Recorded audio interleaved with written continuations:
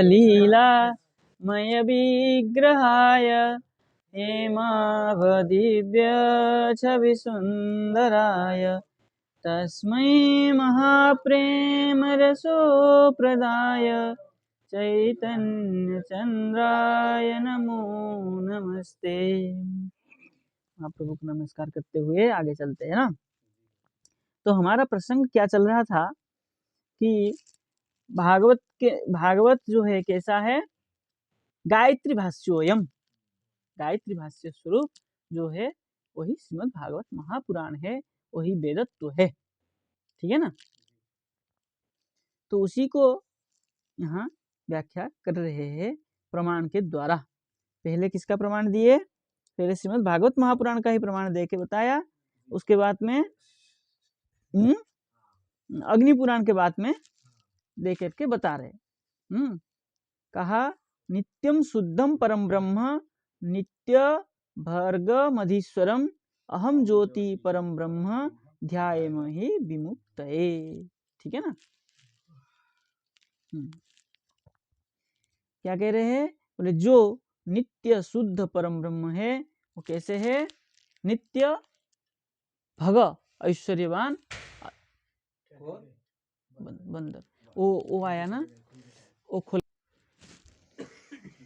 अहम ज्योति परम ब्रह्म, मैं परम ब्रह्म ज्योति स्वरूप हूँ, जो मेरा ध्यान करता है उसकी मुक्ति हो जाता है, ऐसे अग्नि पुराण में प्रमाण दिया गया है, ठीक है ना। अब उसी के ऊपर कह रहे हैं और दूसरा प्रमाण दे रहे हैं, ओम नमस्ते इत्यादि गद्येषु। वहाँ पर जो ओम नमस्ते गद्य है अग्नि पुराण में, उस गद्य की द्वारा तदर्थत्वेन सूर्य स्तुतः, सूर्य का ही स्तुति की गई है। तत् परमात्मा दृष्टि एवं, वहाँ पर परमात्मा दृष्टि से ही सूर्य भगवान को नमस्ते करके नमस्कार किया है। न तो स्वातंत्रेण इति अदोष, यदि स्वतंत्र भाव से सूर्य को नमस्कार करता तब दोष होता, स्वतंत्र नहीं होने से वहाँ अदोषो, दोष नहीं है ना।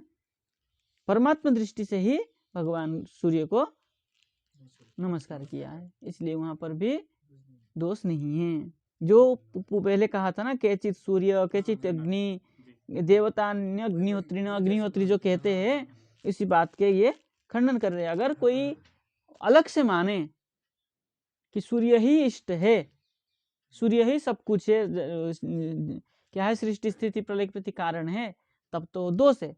यदि सूर्य में भगवान को मान ले तब तो कोई दोष नहीं है, क्योंकि सूर्य की वो क्या कह दिए, सूर्य के अंदर हृदय में भगवान बैठे हुए हैं, इसलिए वहां भी भगवान को कोई देखे तो कोई आपत्ति नहीं है। हमारा वैष्णव सिद्धांत में भी प्रत्येक जीव में प्रत्येक वस्तु में भगवान विराजमान है, जो कि प्रहलाद प्रमाण है। प्रहलाद जी ने प्रमाण करके दिखाया, खंबे में भी भगवान बैठे हैं और प्रमाणित हुआ, ठीक है ना। इसलिए प्रत्येक स्थान में भगवान विराजमान है, भगवान विभु है, इसलिए प्रत्येक स्थान में है, तो सूर्य में भी है, इसलिए कोई आपत्ति नहीं है। वहां अगर सूर्य में अगर भगवान कोई मानता है परमात्मा, तब तो अदोषो दोष नहीं है, स्पष्ट है।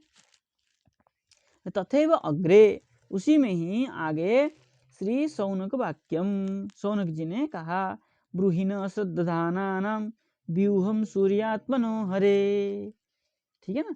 तो यहाँ पर भी जो है, न अस्माभि श्रद्धानानाम व्यूहम हरे सूर्यात्मन हरे है ब्रूहि, सूर्य की जो हृदय आत्मा है उसमें हरे है ब्रूहि, हरि भगवान को मैं प्रणाम कहता हुआ, तो स्तुति करता हूँ, इस प्रकार की अर्थ है। अब कह रहे हैं, न च अस्य भर्गस्य सूर्य मंडल मात्र अधिष्ठानत्वम।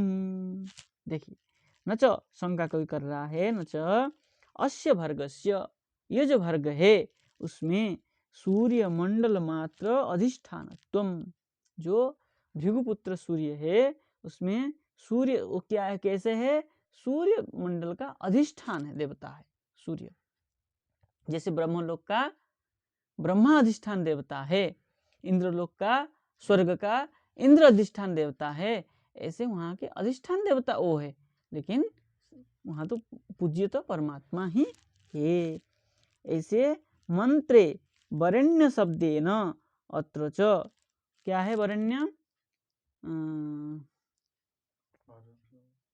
वरेण्य शब्देन अत्र च ग्रंथे परशब्देन परमैश्वर्य पर्यंतायाः दर्शितत्वात् सत्यम परम धीमहि, है ना।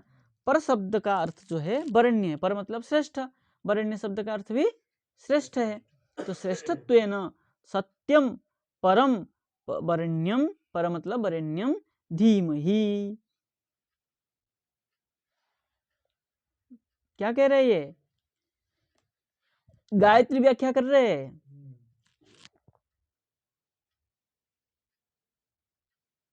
लगी पंक्ति? सत्यम परम धीमहि पद से सत्य स्वरूप श्री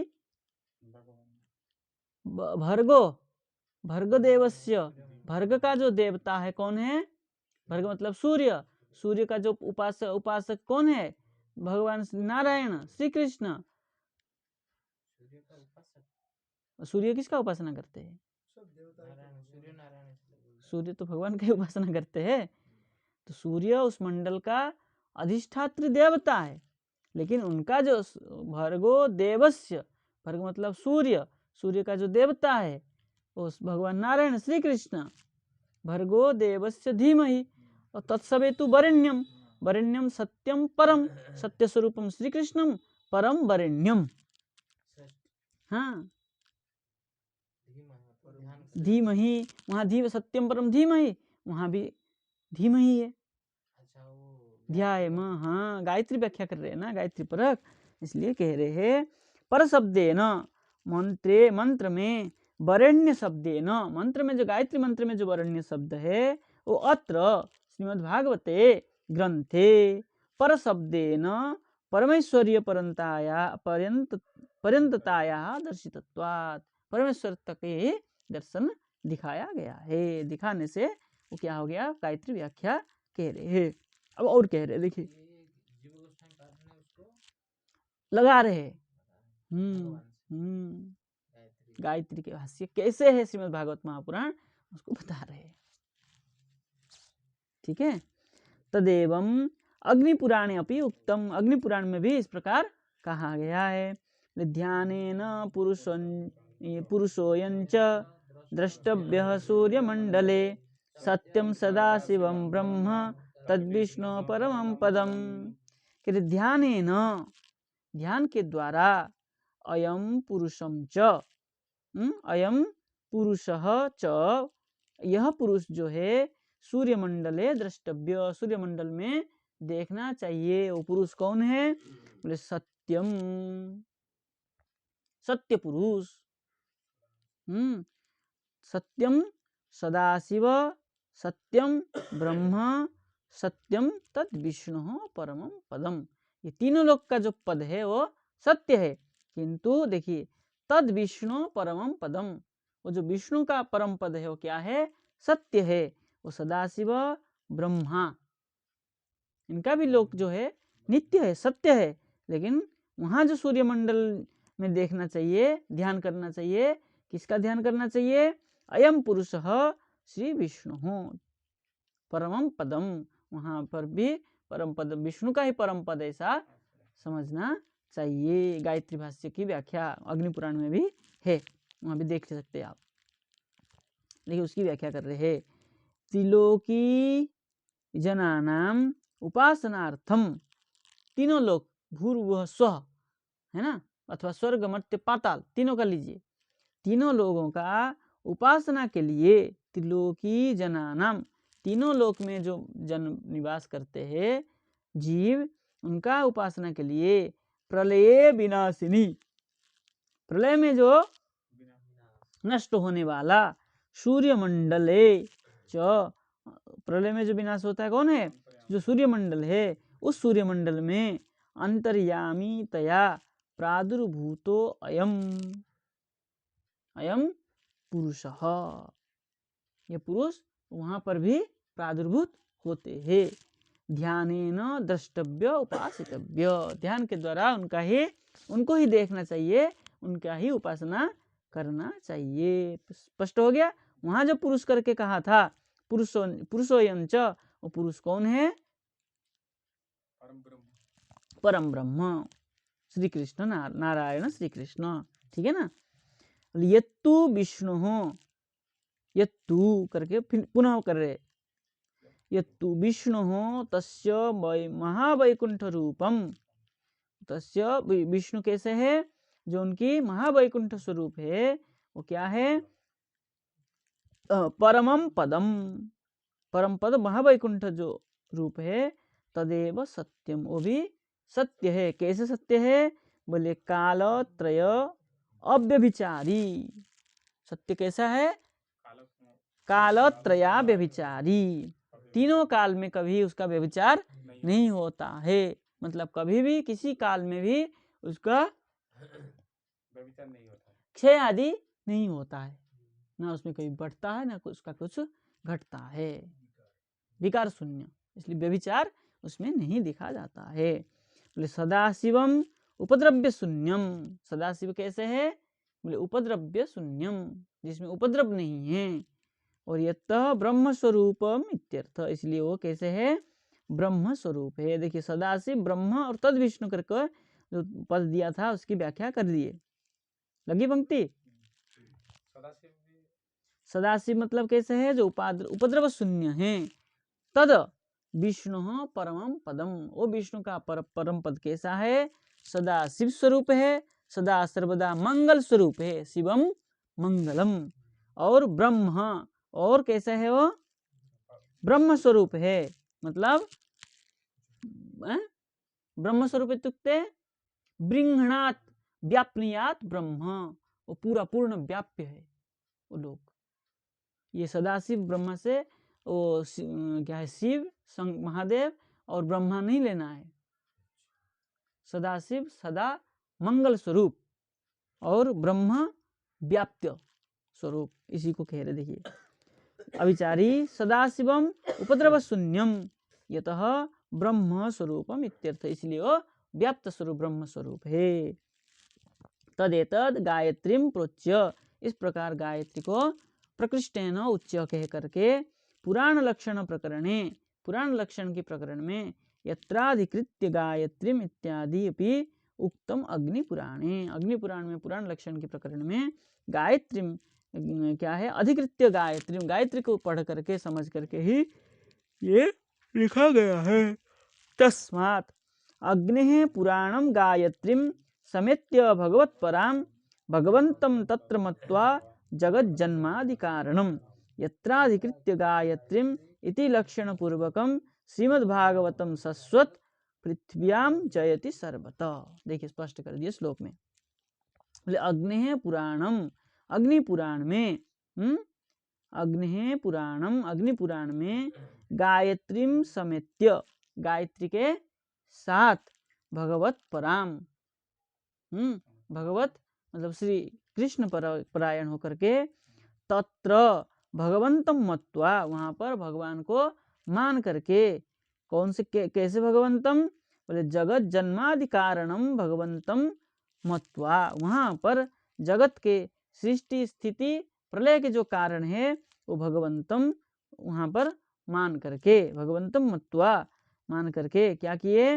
बोले यत्र अधिकृत्य गायत्रीम, वहां पर गायत्री अधिकृत्य क्या किए? गायत्री को अधिकृत्य मतलब जान करके समझ करके लक्षण पूर्वकम, ये जो पुराण का लक्षण पूर्वक शाश्वत जो नित्य है स श्रीमद्भागवतम पृथिव्या सर्वतः श्रीमद्भागवत्याम भागवतम पृथिव्याम जयति, ऐसे चारों ओर श्रीमद्भागवत का पृथ्वी में जय हो। भागवत किसको कहते हैं? जिसमें गायत्री भाष्य हो, इसको श्रीमद्भागवत महापुराण कहते हैं। ये अग्नि पुराण से भी स्पष्ट होता है। ठीक है, तो हमारे यहाँ जिसमें प्रहलाद चरित्र हो और जिसमें दध्यंग अथर्वण प्रसंग हो, जिसमें ब्रह्म विद्या प्रसंग हो और जिसमें वृत्रासुर वध हो प्रसंग हो, उसी को हम क्या कहते हैं? श्रीमद् भागवत महापुराण कहते हैं। अगर ये सब से रहित हो तो उसको हम श्रीमद् भागवत महापुराण वेद तुल्य जो ग्रंथ है वो हम नहीं मानते हैं। अब चलते हैं उसकी टीका। टीकाकार क्या कहते हैं? बलदेव विद्यासुनपाद कहते हैं, ननु श्रीमद् भागवतस्य भारतार्थ निर्णायकत्वं कथम प्रतीतम इति चेत तत्राह। के शंका किया कोई किसी ने, श्रीमद् भागवत का जो भारतार्थ निर्णायक, महाभारत का अर्थ निर्णायक कथम प्रतीति, कैसे प्रतीति हुआ, उसको कह रहे हैं इति चेत न, ऐसा कह सकते हैं, ठीक है ना। ऐसा कहो तो नहीं कर सकते हो, इसलिए क्या कह रहे? आह, तो प्रमाण देके कह रहे हैं। तथा आह मानो कहना, आह आहतु आहु ब्रुवक्तयम वाची धातु का ही बनता है ना। आह आहतु आहु, आह मतलब कहा, ठीक है। अब कह रहे हैं तथा तृतीय इति, वो शुरू हुआ था ना, तथा तृतीय कल पाठ शुरू हुआ था मुनि विवक्षु करके, उसको तृतीय स्कंद के पुराण प्रमाण दे करके कह रहे हैं। इति मुनि रीति मैत्रेय प्रति विदुर उक्ति, मैत्रेय के प्रति विदुर जी ने कहा था।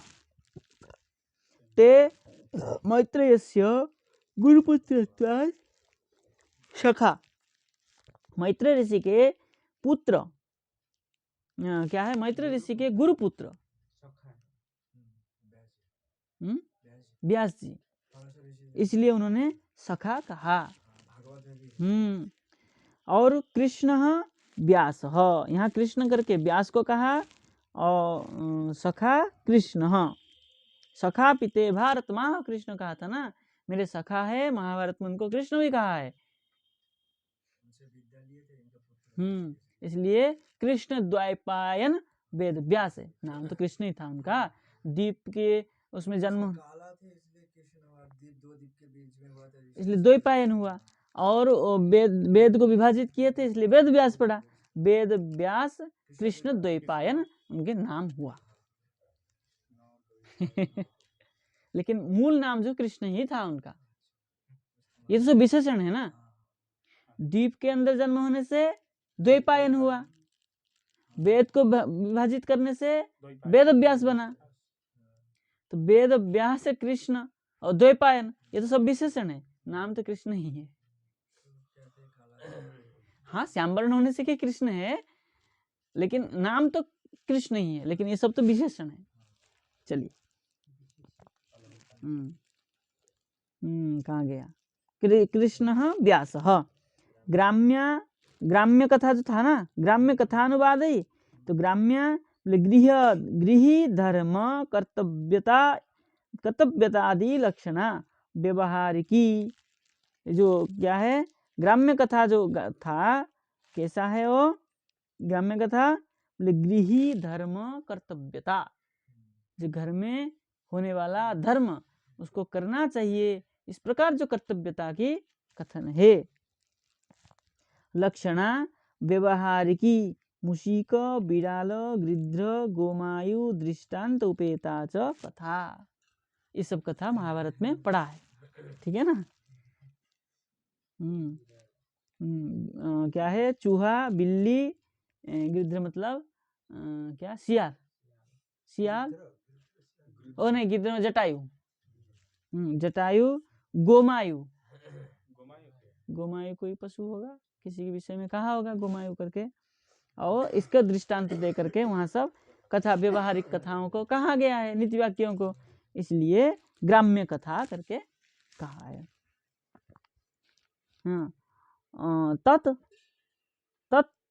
तत् स्वार्थ कौतुक कथा श्रवणाय भारत सदसी समागतानां नृणां श्री गीतादि श्रवणेन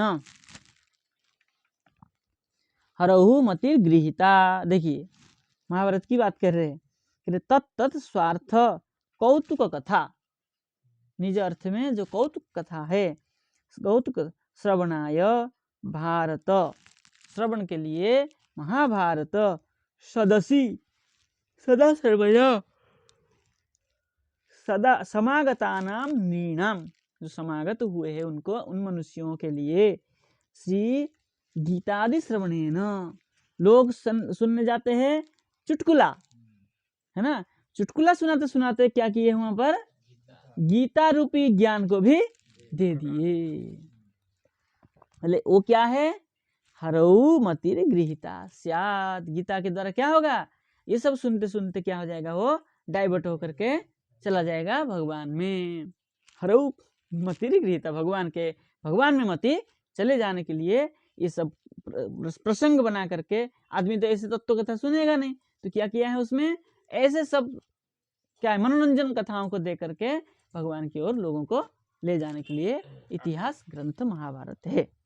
स्यात् इति तत् कथानुवाद एवं, कथानुवाद इसलिए है भगवान की उसमें मति लग जाए, किसी प्रकार ये न किसी प्रकार में भगवान के ऊपर ले जाने के लिए ये कथा है।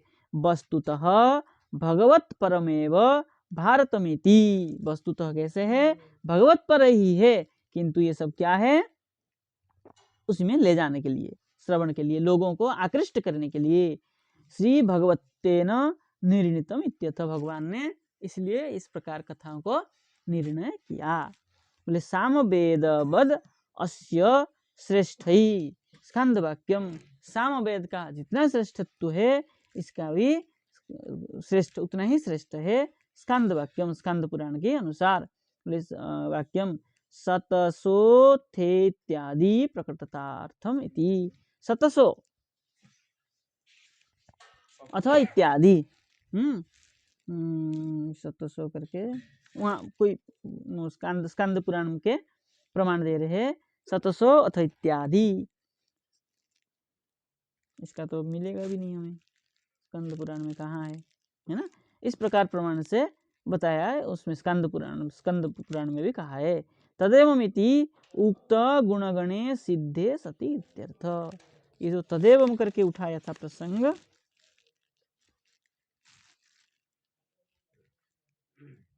हाँ था तदेवम, तदेव सत्यम परमम पदम तदेव सत्यम, वहां से लेकर के उठाया था। उसको क्या है, बोले उक्त गुणगणे सिद्धे सति, ये जो गुण बताया कैसा,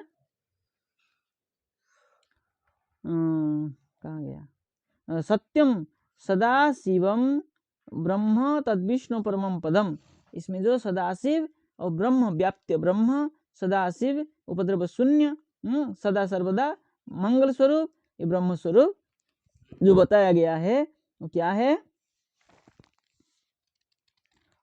ये गुणगण के द्वारा सिद्ध है भगवत लोक, उसी से सिद्ध होता है कि भागवत भी जो इस प्रकार लिखा गया भागवत है ना, गायत्री भाष्य स्वरूप आदि, वही भागवत वेद तुल्य ही है। ठीक है ना, इतना रखते हैं, कल आगे पढ़ेंगे। आगे इसकी व्याख्या चलेगी,